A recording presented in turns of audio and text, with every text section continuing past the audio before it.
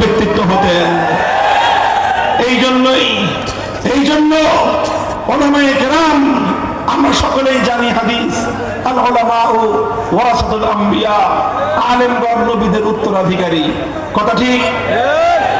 আলেমগণ নবীদের উত্তরাধিকারী শুধু মসজিদের মেহরাবের মধ্যে বলেন? আলেমগণ নবীদের উত্তরাধিকারী শুধু মসজিদের জুমার দিনের মিম্বরে? আলেমগণ নবীদের উত্তরাধিকারী শুধুমাত্র দর্স এবং তাদরিসের মুআল্লিম এবং শিক্ষকের মসনদে? আলেমগণ নবীদের উত্তরাধিকারী শুধু উম্মতের আত্মশুদ্ধি আর তাজকিয়ার মেহনতের জন্য খানকাহের গদিতে? আলেমগণ যেমনি ভাবে মসজিদের মেহরাবে নবীর উত্তরাধিকারী, আলেমগণ ইমামতি করবেন।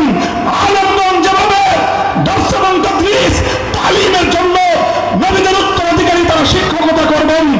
আলেমগণ যেরকম নবীদের উত্তরাধিকারী দাওয়াত এবং তাবলীগের ময়দানে তারা দাওয়াতের নেতৃত্ব দিবেন।